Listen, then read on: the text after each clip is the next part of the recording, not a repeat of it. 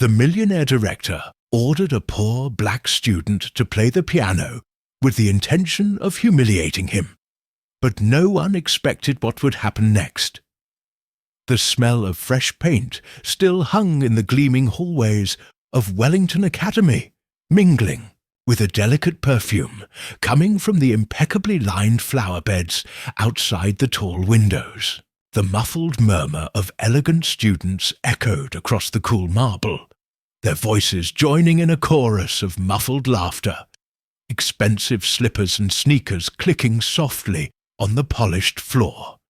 In the midst of this grand spectacle of ostentation, Diego Navarro, 14, sat in the shade of a large olive tree in the courtyard, his fingers clutching the patched strap of his worn backpack.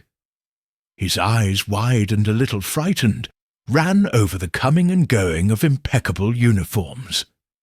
Every gold dot, every polished shoe, everything was new, shiny, and so far removed from the reality he knew.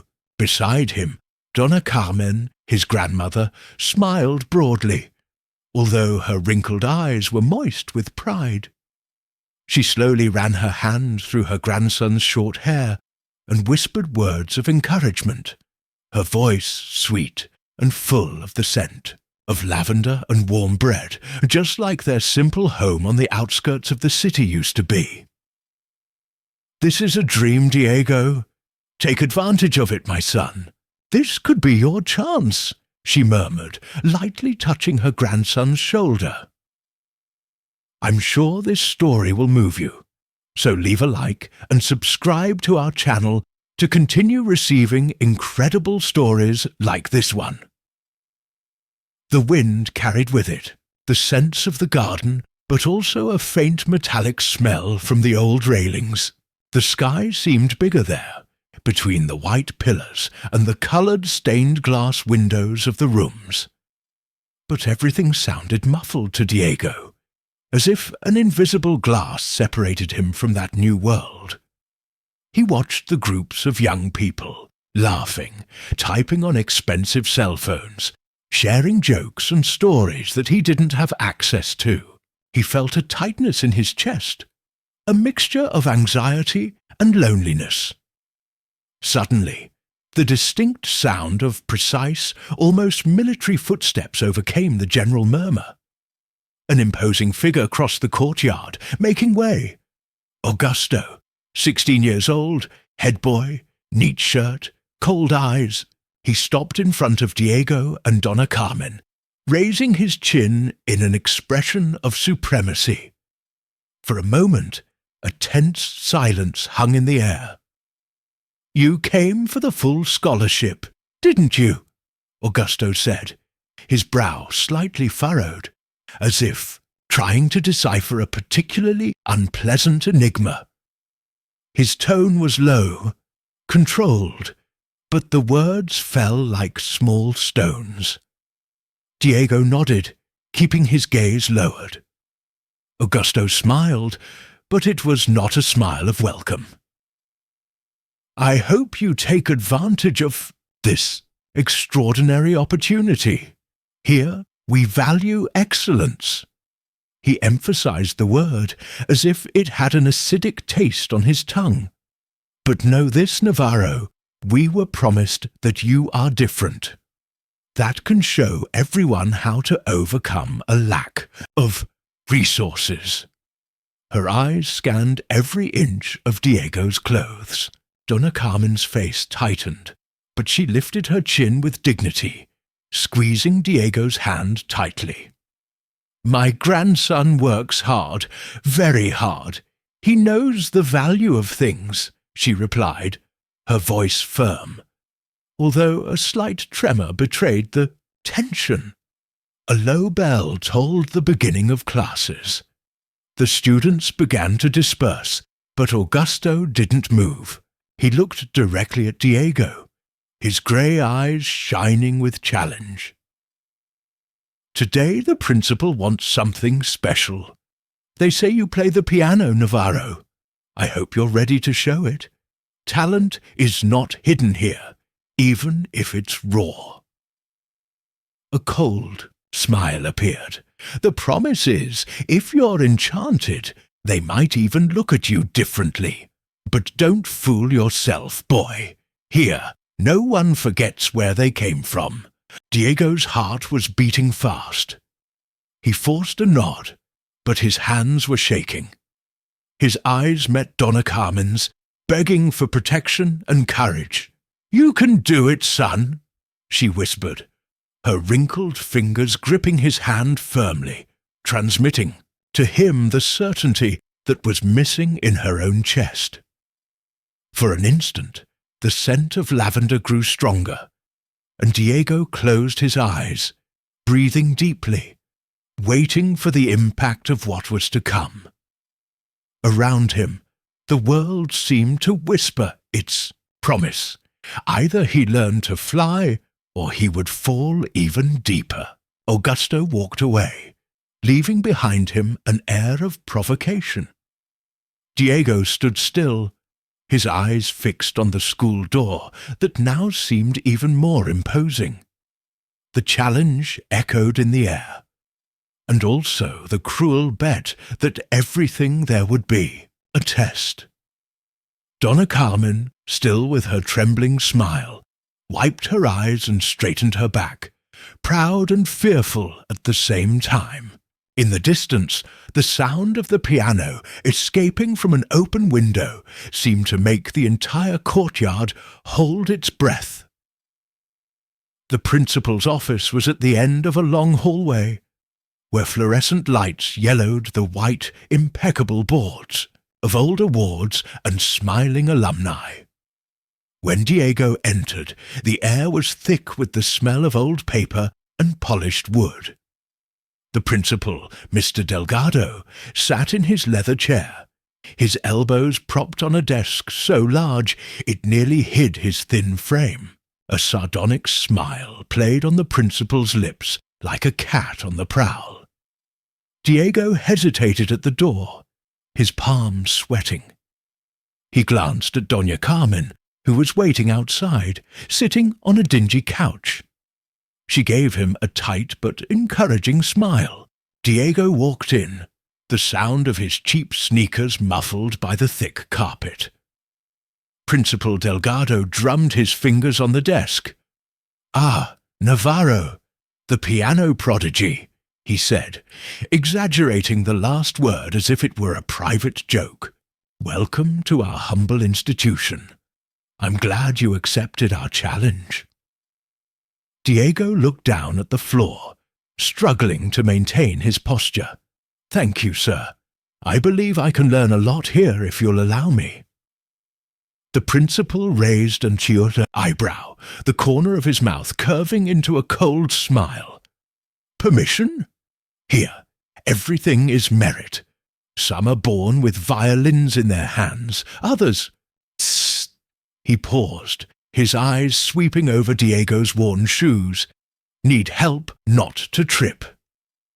Diego clenched his fingers in the chair. The principal turned his back, staring out the window. The distant bell of a bicycle echoed like a reminder of a world outside where the air was still free. Delgado turned. "You know what I find interesting, Diego? Music has this magical power. It can equal us. But honestly, I doubt it will impress this audience. They expect a show, you know. Something different. The suburban boy is shining among the privileged." Diego swallowed hard, not answering. He felt like a showcase. "Well, I want you to play in the school lobby. All the parents, teachers, and students will be there. It's going to be memorable." Sarcasm dripped from every syllable. "Do you accept?" Diego's stomach churned. He wanted to say no, to get out of there, but his voice was shaky. "Yes, sir." The principal smiled, satisfied, a cat that just caught a mouse. "Great. The piano in the auditorium will be ready. I hope it surprises you." Diego nodded, looking at the table. "If you don't mind, Can I practice on the piano in the basement? I saw it's a little out of place, but I feel better there." Delgado chuckled softly. "Use whatever you want, young man. I can't promise it'll be in tune. After all, those who are born lucky need fewer resources, don't they?" The silence was heavy. The principal made a lazy gesture, indicating the door. Diego turned to leave. Outside, Donna Carmen stood up immediately, her anxious eyes searching her grandson's face. "So, did he accept?" Diego struggled to keep his voice steady. "I want me to play for the whole school." Donna Carmen frowned, guessing something was wrong. "But this is an honor, Diego. I know you're nervous, but your music has always moved so many. You don't need to be afraid of these people." Diego bit his lip, looking at the reflection of the two of them in the window. For a moment, he imagined himself sitting at the piano in front of that entire audience, different accents whispering about his clothes, his story. But then he saw Donna Carmen's face, waiting for something from him, someone to hold on to in order to continue. "Try, my son. Don't give them that pleasure. Play with your heart. Listen to what I say. Talent comes from what is true." His grandmother's words lit a fire in Diego's chest, despite his fear. At the first attempt to respond, he just shook his head in denial. But Donna Carmen held his hand lightly, her fingers cold and determined, her eyes fixed on his expression. "Do you listen to what I say, Diego Navarro? They just want to discredit you. But you are better than that," she murmured firmly. He felt her pride, even if it was mixed with fear.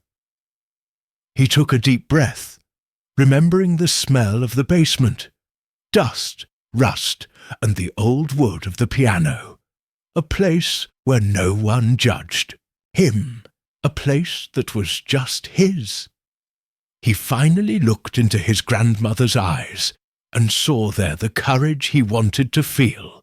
He squeezed her hand back, the tension in his shoulders slowly easing. "I'm going to play, Grandma.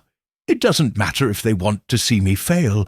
They're going to hear my music," he said in a low but firm voice. Donna Carmen smiled broadly.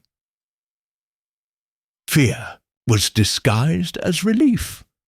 The hallway behind them was filled with voices, hurried footsteps and laughter. But time seemed to stop just for the two of them. Diego walked away, heading towards the basement stairs, feeling a strange mix of fear and determination in his body. He ran his hand along the worn metal railing, noticed the dust and the sting of the cold, but he kept going down, feeling the light fade until only the strong smell of the old piano remained. As he played the yellowed keys, his entire body relaxed. There, among the shadows and out-of-tune notes, he decided his own path. It didn't matter how many people wanted to see him make a mistake. It didn't matter where he came from. There, for the first time at school, Diego began to feel like he owned something. The grand hall of the Wellington Academy was even more imposing, illuminated by the golden lights of the gala night. The high ceiling reflected sparkles from the enormous crystal sconces, while the sophisticated aroma of expensive perfume and freshly cut flowers spread through the rows of cushioned chairs. Parents, teachers, and students, all elegantly dressed, attended the event expecting entertainment, and on this night a spectacle as well. In the background, Diego looked nervously at the dark grand piano, shining under the spotlight. His fingers were intertwined, sweaty. The fabric of his borrowed dress pants clung to his legs. Principal Delgado walked around the room, gliding between the tables with his glass of wine and a satisfied smile. Near the stairs, a group of students whispered and laughed. Diego caught fragments. Him? It's going to be funny. Imagine the poor guy thinking he's all that. The laughter echoed like needles piercing his skin, and there, sitting at the edge of the stage, Donna Carmen, simple among the expensive dresses, held a small polished stone in her lap.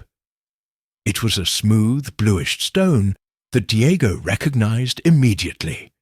An amulet brought from the countryside once, wrapped in a handkerchief and kept in a jar of rice so as not to lose its shine. Donna Carmen looked at her grandson and held up the stone, catching his attention with a smile. When Diego got closer, she held out her hand. "Do you remember this stone, Diego?" she asked, her voice low but full of emotion. He nodded with a lump in his throat, feeling the strange heat of the hall weigh down on his shoulders. "When you were sick, still little, I would put this stone on your pillow and say it would keep your fears away, remember? And you would say you had beautiful dreams when you were with it." Diego smiled slightly, uncertain, tears almost escaping. "It's just a stone, Grandma. It doesn't work." Donna Carmen took her grandson's sweaty hand, pressing the amulet against his skin. Her hands were shaking, but her touch was firm. "Yes, it does work, Diego, because everything we believe in is true inside our chest," she said, as warm as the hug that only she knew how to give. The hall was filled with low conversations, glasses clinking, and expectations dancing in the air. The principal whispered in the ear of a teacher who smiled mischievously. Two students in the back simulated an arm wrestle, mocking the star of the night. Diego exhaled slowly, pressing the stone into his palm. He felt silly for giving in to that ancient ritual, but he let his grandmother continue. She rested her hand on his fingers, squeezing a little tighter. "It may just be a stone, but son, for me it is everything I have learned in a hard life. Courage, hope, patience. You have a lot of that, but sometimes you forget. I am here to remind you." Diego took a deep breath. For a moment he no longer heard the laughter, the murmur of voices. He only noticed the heat rising up his arm and the lavender scent of his grandmother's dress. He closed his eyes and was surprised by an old memory. He, still small, his face sweaty, learning to play a toy keyboard. Donna Carmen sitting next to him, clapping her hands, saying that no matter what anyone says, he makes music with his hands, with his soul. You don't have to play like anyone else. Your music is your strength. The stage now seemed a less scary place, just one step higher. The director then clapped his hands, silencing the hall. "Ladies and gentlemen, the moment everyone has been waiting for. Our new student, Diego Navarro, will honor us with his presentation," he announced, the irony camouflaged by his formal voice. The hall silenced its voices in anticipation.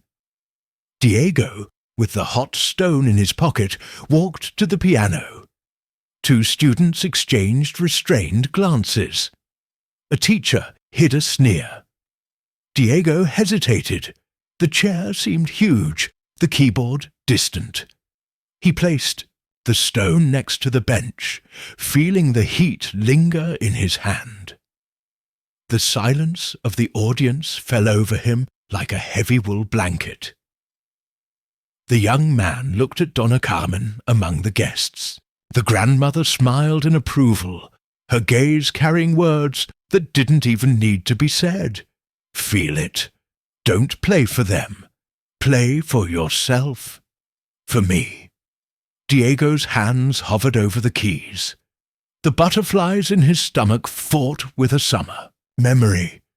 The afternoons of music in the small house, the neighbours clapping at the gate. He doubted himself, feeling the echo of the jokes, but also the warmth of the cymbal pressed minutes before. A chord came out timidly and hesitantly. Sure, audience became even more attentive. Diego closed his eyes and thought that music was like that stone.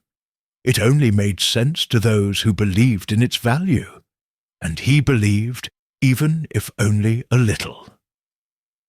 His hands began to run over the keys, alternating doubt and hope. The first bars were uncertain, but soon Diego lost himself in his own melody, without trying to please the director, without seeking the applause of the rich people. He was only looking for the sound of his childhood, the living strength of his grandmother. When he finished, he didn't know if he would be able to face the audience. He heard a murmur, some whispers, and felt that some were laughing softly. But there was something different in his chest, a lightness, a strange pride.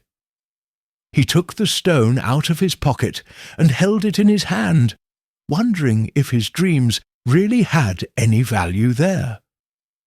Or maybe, he thought, the value was precisely not giving up, even when everyone doubts.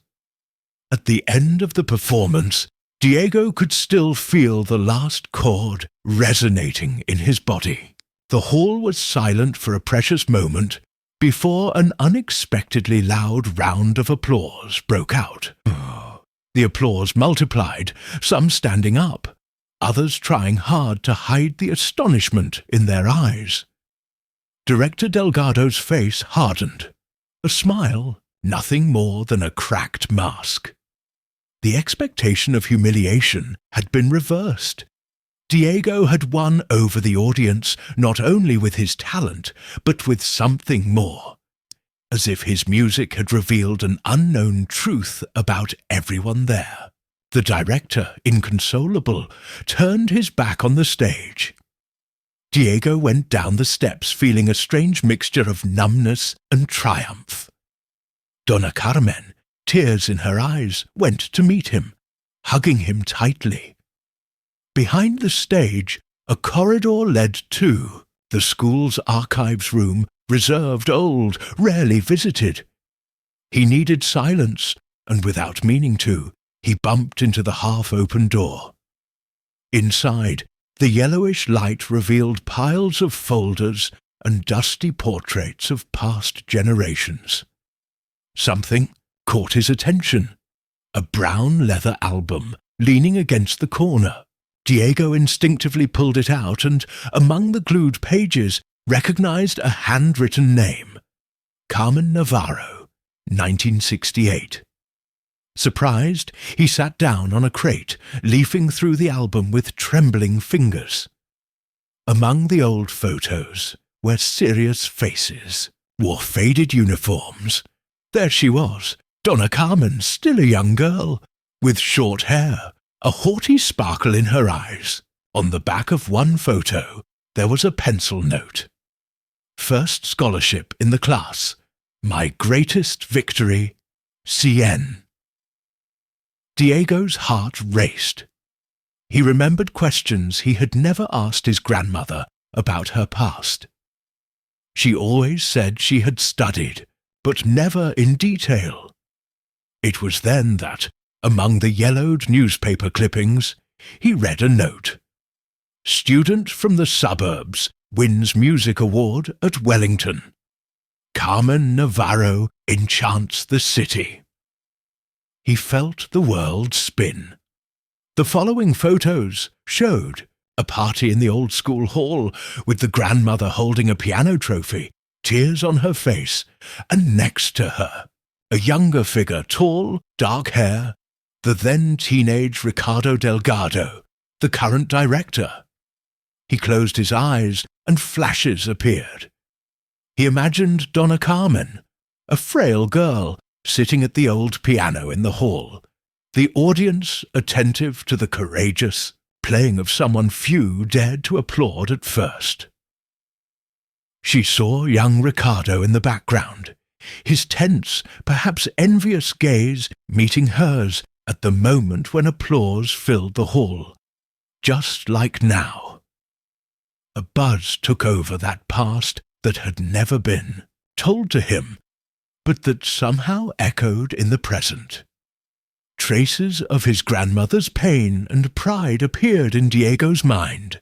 "No one can take away what you built alone," she had said earlier, pressing the blue amulet against his hand. Now it made sense. She knew, better than anyone, the cruel weight of the looks, the muffled laughter, and the expectation of failure. Perhaps the director, defeated in childhood when he failed to surpass Carmen's music, had decided to take out on his grandson the frustration that had been stifled for years. Diego felt anger and compassion fighting for space. In his mind, he saw Director Delgado crying hidden in a corner after being overshadowed by the talent of a girl from the suburbs. The cycle, decades later, repeated itself with him. Diego was once again put to the test in front of a skeptical audience, forced to transform humiliation into strength. He looked up, and from the door of the archive, Donna Carmen watched in silence, her fingers intertwined in anxiety. When he looked back at her, Diego noticed a different emotion, not only pride and tenderness, but understanding. He saw the features of the fearless young woman, the girl who had faced identical prejudices, noticing that her courage was the invisible thread that now supported his own path. He walked over to her, showing her the album. "Why did you never tell me, Grandma, that you also achieved everything here?" he whispered, his eyes filled with tears. Donna Carmen ran her hand through her white hair, a sad smile on the corners of her lips. "There are things that hurt to remember, Diego, but you are not alone in this fight. We are two winning together." Diego clutched the album to his chest. For the first time, he truly felt that his story had begun before he was even born. A long lineage of resistance and music, of pain transformed into beauty.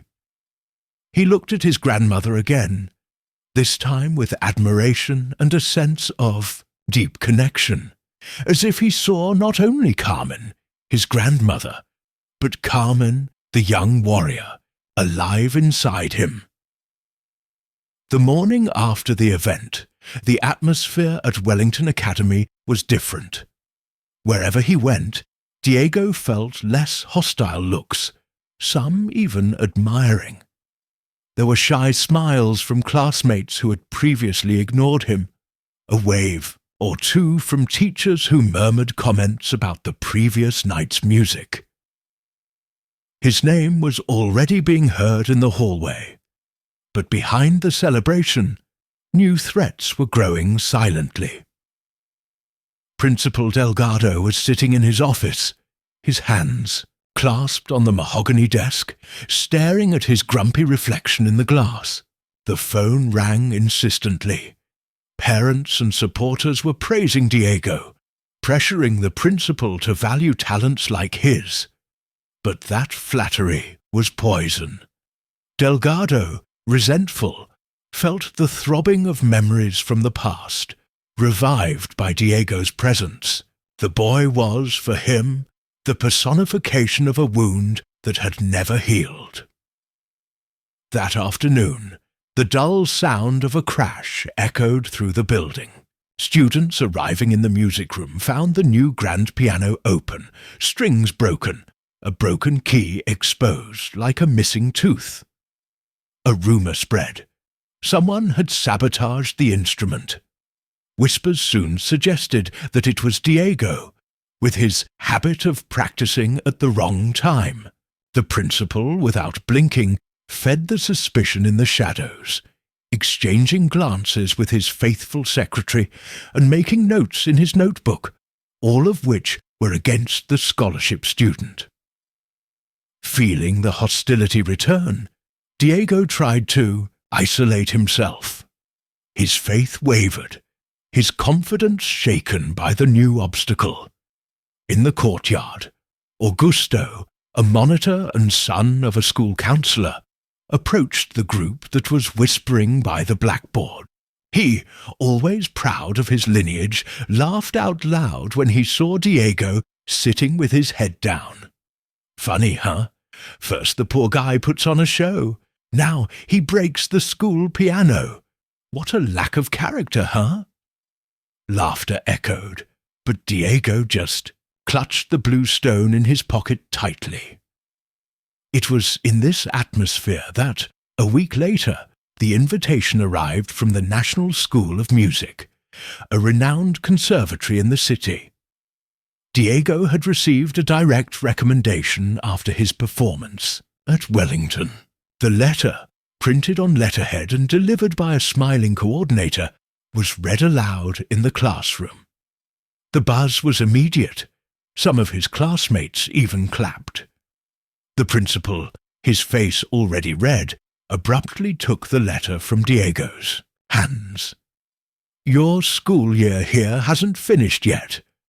We have rules, Mr. Navarro," he said, looking Diego up and down, "and I hope you know that scholarships depend on good conduct and care for the school's property, which is being evaluated." The next day, they found another damaged piano, this time the old one in the basement, the same one Diego used to practice on. It was scratched, and some keys were missing. The principal gathered the teachers and convinced two of them, old enemies of scholarship students, to testify against Diego, claiming that they had seen the boy at irregular times. Surrounded by distrust, Diego felt his faith tremble. He thought about giving up, returning the scholarship, accepting that perhaps he didn't belong in that world, that music, however free it may be, perhaps had no place for those who have carried grudges for generations. He sought refuge in the archives, among the old photos and trophies that revealed the story of his grandmother and the principal himself. He wondered if her courage was enough for him to resist as well. The weight on his chest grew. Perhaps that persecution would never end. But the news of the scholarship at the conservatory mobilized other sides. Some veteran teachers, who remembered Carmen Navarro's time at the school, began to defend Diego in meetings and in the hallways. One of them, the old teacher, Arnaldo, confronted Delgado backstage. "This is not about rules or money, Mr. Principal. It's about hope, about showing these boys that talent can break down any door. You can't stop what is bigger than the uniform," he said firmly, unafraid to face the principal's authority. In the courtyard, Donna Carmen appeared with a basket of food for Diego. She saw him sitting on the cement bench, his gaze lost.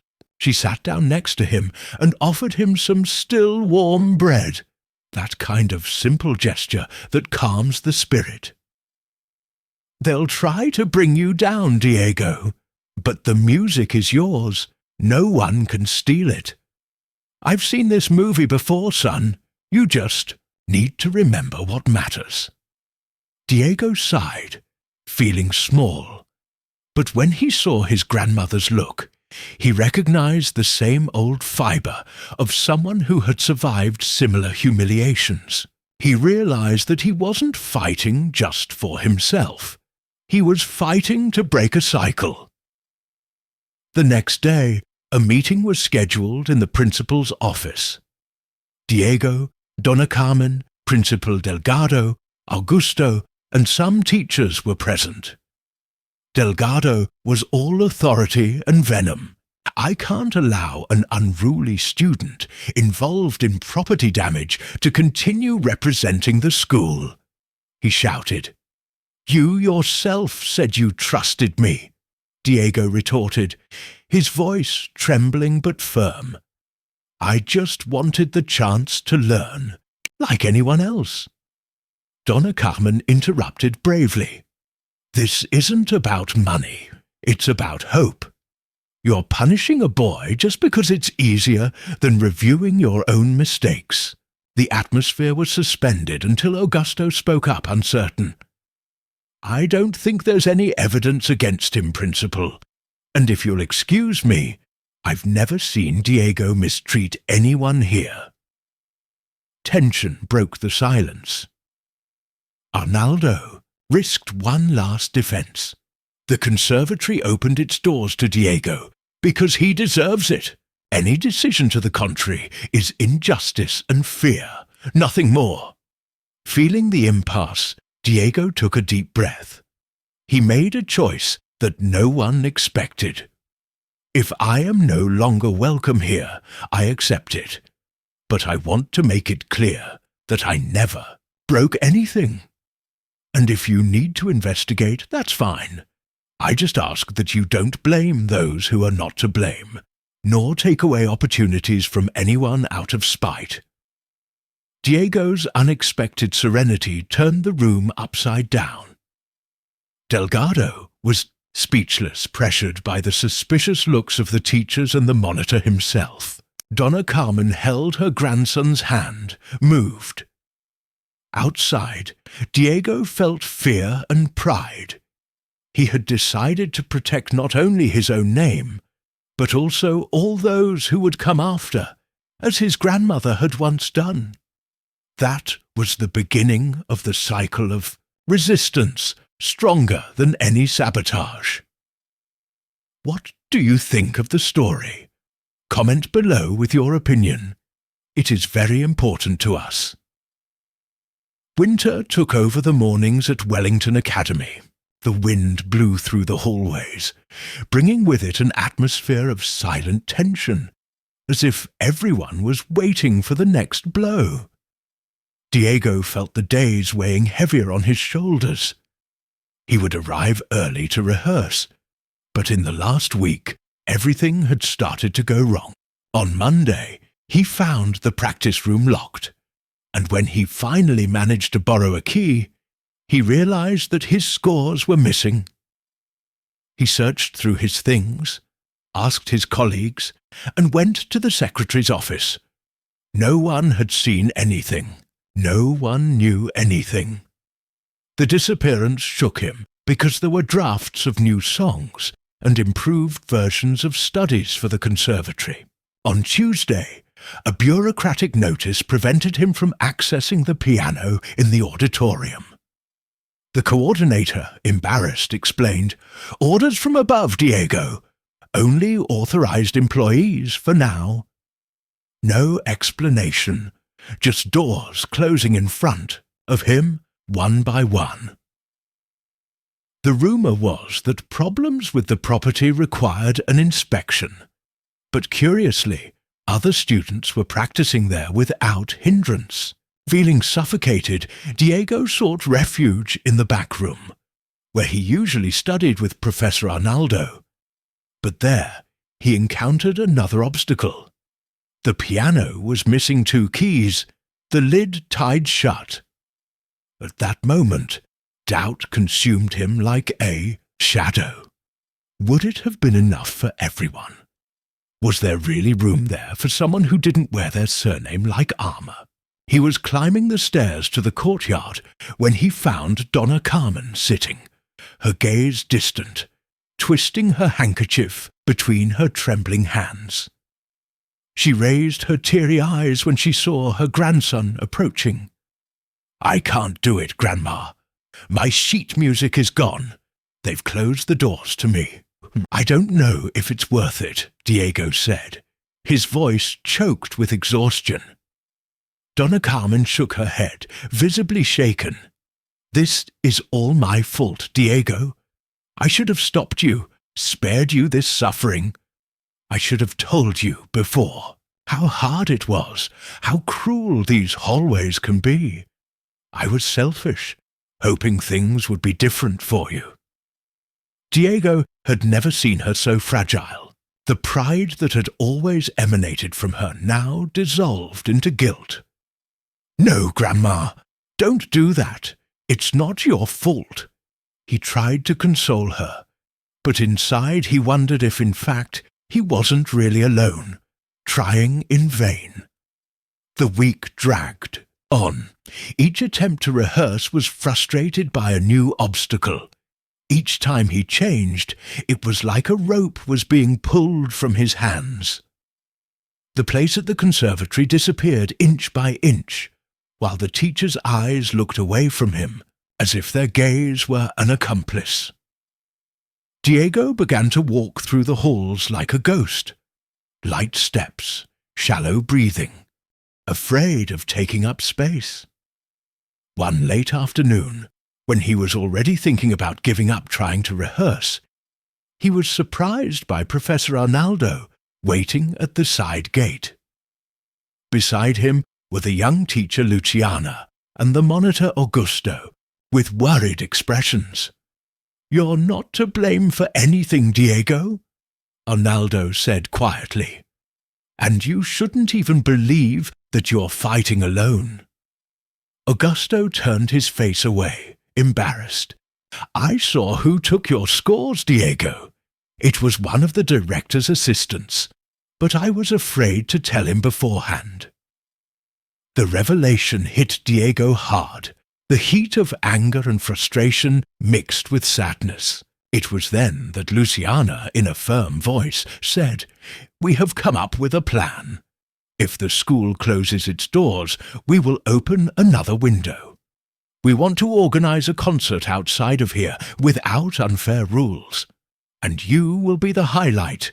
Diego hesitated. His heart was beating wildly, divided between timid hope and fear of ultimate disappointment. He looked at Donna Carmen, who seemed to be getting smaller and smaller on that cold night. "I think that's enough, Grandma. I don't want to see you getting hurt because of me anymore. Maybe this really isn't my place," he whispered, sitting down next to her. She put her hand on his face. "Don't you see? It's always been your place. But here or on another stage, never let fear decide for you. Dreaming is for those who can handle being beaten." The weight of those days of failure fell like a storm. Diego bit his lip, staring at the darkness of the empty courtyard. The teachers watched him, silent, waiting for his decision. He thought about everything he had faced. The humiliation, the closed doors, the prejudice, the tiredness in his grandmother's eyes. He questioned the validity of continuing to fight if he wouldn't be defending a future already doomed to failure. But then he remembered the packed hall, the warm reception of the music, and the family's historical cycle of struggle, and he realized what was really at risk. Not only his career, but the right to resist. He stood up slowly, faced everyone, and looking deeply at his grandmother, whispered, "I won't give up." Donna Carmen nodded, holding back tears, and at that moment the silence was one of pure understanding. Resistance, even in failure, was his greatest strength. The sunset falls serenely over the garden, hidden behind the chapel of the Wellington Academy, where the damp grass holds secrets and the wall covered in ivy isolates the small clearing from curious eyes. There, in an improvised gathering of students and teachers, the stage for the clandestine concert is set up, which promises to challenge more than just the school rules.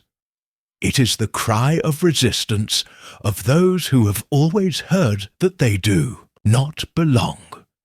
Borrowed instruments and even pieces of furniture serve as seats, and speakers donated by former students make up the sound system.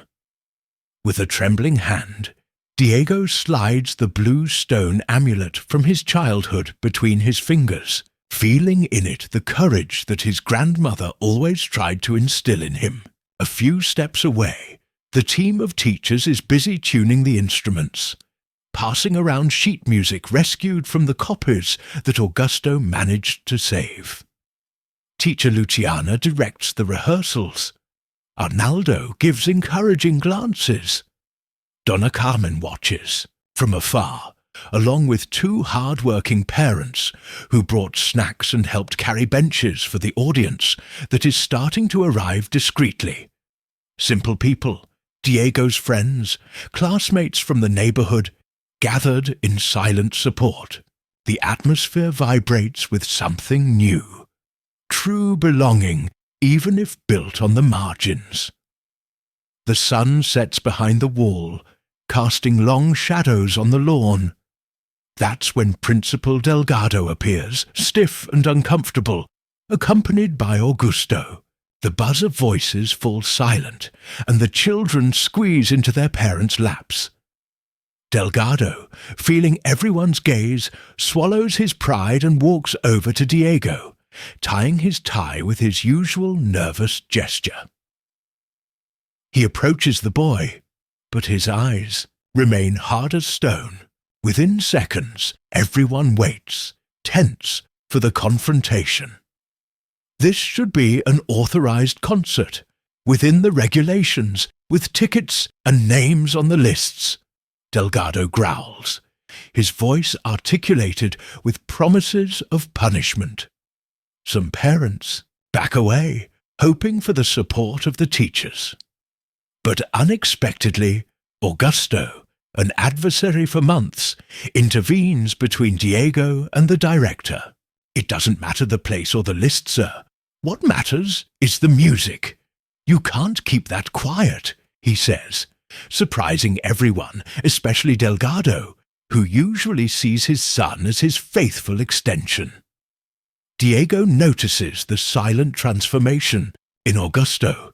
His face, once closed in superiority, now shows doubt, regret, and finally a certain resigned respect. The silence is broken when Delgado takes an old set of keys and a letter marked by time, rolled up and yellowed, sealed in blue, ink from his pocket. Diego recognizes the same handwriting as the letters he found in his grandmother's album. Delgado, his voice trembling for the first time, holds the letter toward Diego and murmurs, "This was supposed to be the recognition of your grandmother's victory. I never delivered it. I lacked courage. Today I see that I was small, a prisoner of a story that needed to end." He hands the letter to Diego, who holds it with firm hands under Augusto's watchful eye. The symbolic weight of that gesture echoes years of silence between generations. The letter is not only a restitution of Carmen's honor, it is the door to a new understanding. That united in pain, they can move forward free from resentment. The crowd seems to understand that something essential is happening, and they come closer together. Delgado, taking a deep breath, looks at Diego. Music should be greater than the pride of any director of any school. Put on the concert, but know that there are limits, he says, his rigid voice disguising his melancholy. Augusto raises, his head now next to Diego, no longer in front. He joins his hand with Diego's, holding the letter from his grandmother and brothers in experience for the next moment. I don't promise not to keep quiet, but I promise to grow with this. Diego whispers, feeling the rough paper between his fingers, like a new link connecting past and future. Delgado, after a moment in which he seems older and tired, nods. Let's grow together for her. The concert begins, music and memory mix in the cold air. And, in the shadow of the wall, Diego and Delgado, now unlikely allies, share, in the small letter, the chance to put an end to an old cycle. The garden, now filled with an attentive audience, pulses with expectation. Improvised lanterns illuminate the small wooden stage and the rows of chairs. The cold gives way to the warmth of the applause, to the buzz of those present, parents from the most diverse backgrounds, curious students, teachers and journalists from a local newspaper who smelled the controversy through the gate. Diego takes a deep breath, feeling the weight of all the eyes. He sits in front of the piano and for a moment doubts. The last few days swirl in his mind, the closed doors, the sneaky pursuit, the fear that everything could fall apart. But the firm presence of his grandmother, Augusto's knowing look, and the unexpected gesture of Director Delgado holding the old letter rekindle his strength. Diego begins to play, cautiously in the first notes, rescuing childhood memories and perseverance. As the melody grows, the garden seems to forget its differences and resentments. Each note is an unspeakable message, a request to be heard and acknowledged. Diego's hands, previously trembling, become certain. He surrenders himself to the moment without reservations. When the last note echoes, hanging in the freezing air, for a moment silence reigns. Then the unlikely happens. A father in a factory uniform stands up, applauding vigorously. A teacher follows him. Soon everyone is on their feet, applauding in a gesture of unity, overcoming old divisions. Even journalists, urged on by the mood of the moment, put down their notepads and applaud for real. Diego feels his chest expand, tears threatening to spring from his eyes. Amidst the applause, he notices Delgado on the sidelines, his arms crossed, his face hidden in shadow. After the show, as people say goodbye with hugs and smiles, Delgado quickly approaches. The eyes are cold again. In a low voice, with the restored letter between his fingers, he whispers so that only Diego, Augusto, and Donna Carmen can hear. "Congratulations, kid! You managed to shake a lot of people. But before you convince yourself, know that the school's rules explicitly prohibit any presentation without authorization. This concert was a challenge to orders. I have the power to cancel your scholarship, jeopardize your place at the conservatory, and..." Delgado pauses, waving the letter in front of the frightened faces. "I also have proof here that your grandmother participated in unofficial events when she was a student. I can make all this public or give it to the newspapers. If you don't want her reputation to be destroyed, you better keep quiet about any wrongdoing committed here today." The icy wind seems to run down Diego's spine. He feels filled with anger, not just at the threat, but at the use of his grandmother's past as a bargaining chip. Donna Carmen immediately turns pale. Augusto widens his eyes, tense. Diego looks at Delgado without looking down. An internal struggle rages within him. He could feign obedience, secure his place, protect his grandmother's name, or stand up, even if it destroyed everything he had fought for. The memory of the recently played song pulses through his skin, and he remembers his grandmother's words. "Dreaming is for those who can handle being beaten." The silence is now heavy, cutting. You can threaten, try to make people feel ashamed of who they are. Diego says, his voice wavering. But all Mrs. Carmen did was fight for what she believed in. And everything that happened at the show was unity, not crime. You can deliver the letter to the newspaper, cancel my scholarship, or expel me if that is what you want. But I will not remain silent just to hide the injustices I saw here. I trust my grandmother and those who were with me today, and I will never let my fear be greater than my dignity. Delgado's face contorts with fury and surprise. It is rare for someone to challenge him in public, even less so someone from whom so much submission was expected. He turns to Augusto. And you? Will you betray the rules for your friend?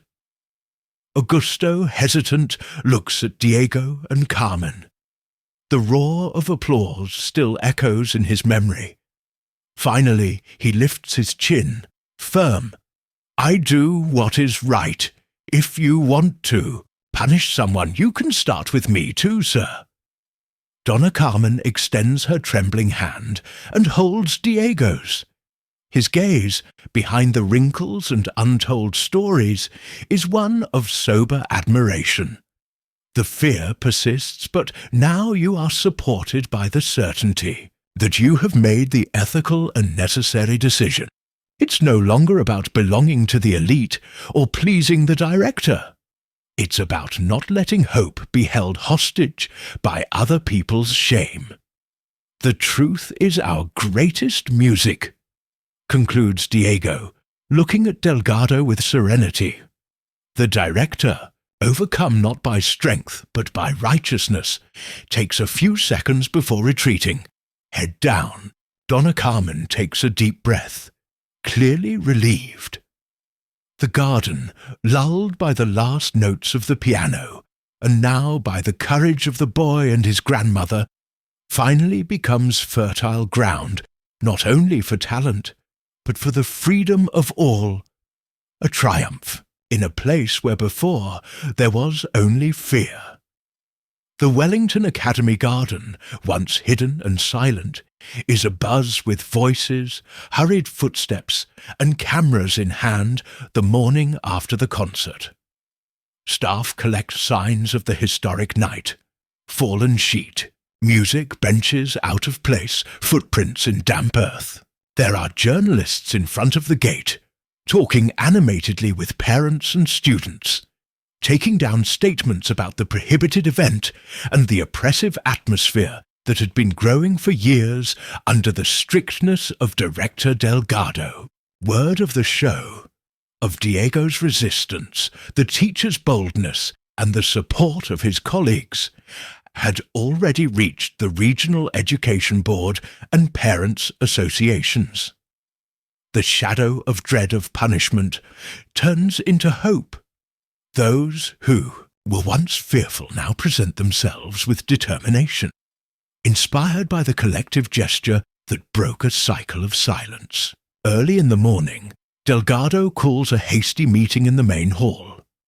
The students gather around the piano, teachers sit together for the first time in cohesive rows, and parents, who used to shy away from the shadows of the galleries, now raise their voices frank and indignant.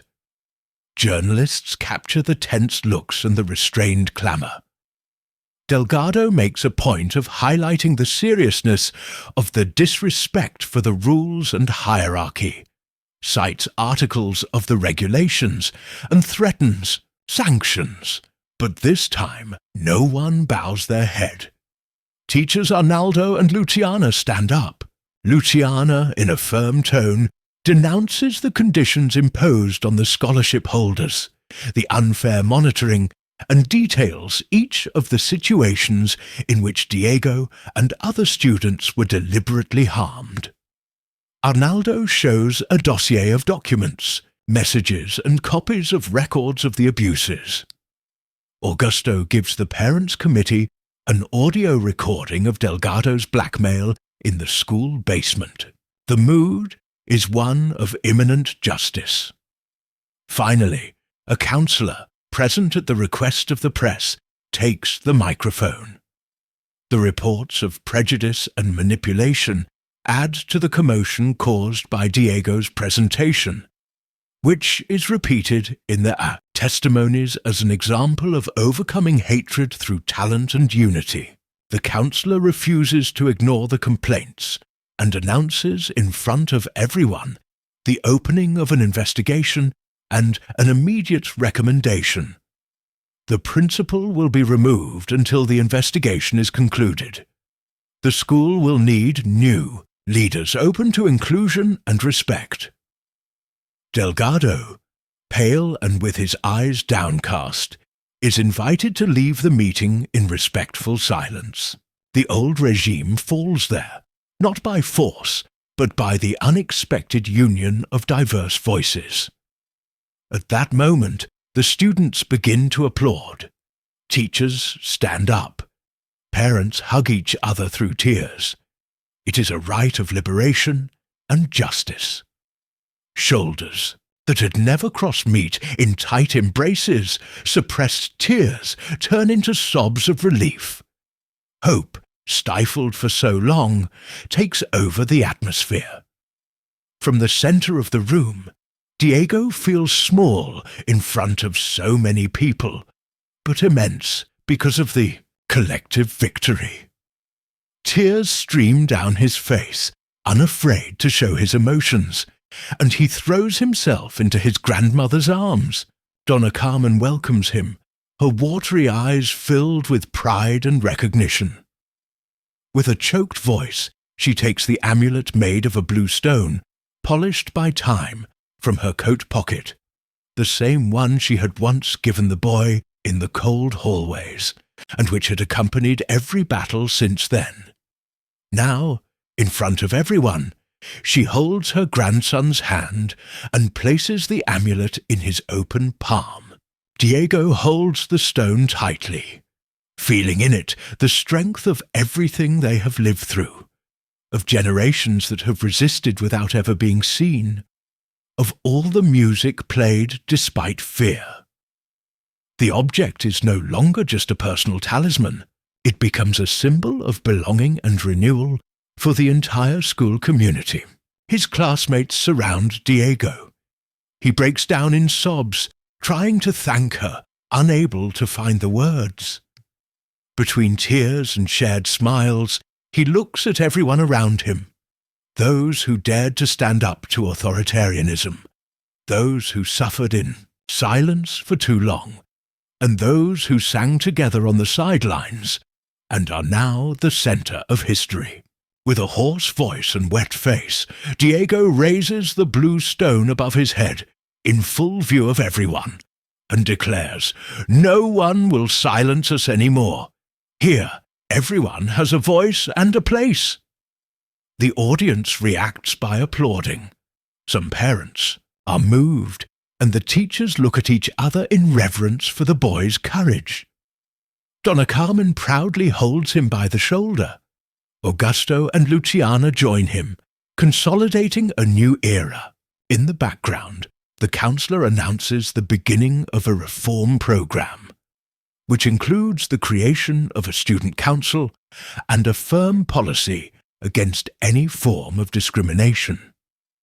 The symbolic wall that once surrounded the school begins to crumble, and, in its place, the promise of a garden open to all blooms. Months have passed since that day when the Wellington Academy Garden was transformed into a stage for resistance and liberation. The school, once an environment of tension and superficiality, pulsates with a new energy, free from whispers of fear, open to plurality and respect earned through tears, music, and courage. The old rigid regime, represented by Delgado, is now just a shadow of the past, recorded in the school archives as a chapter that has been overcome. The walls are covered with murals of messages and portraits of students and teachers. Voices of belonging and dreams echo in every hallway. In the large auditorium, during the dress rehearsal for the opening show of the school year, Diego walks between rows of chairs occupied by students, parents, and teachers, many of them new beneficiaries of the inclusion policies implemented since then.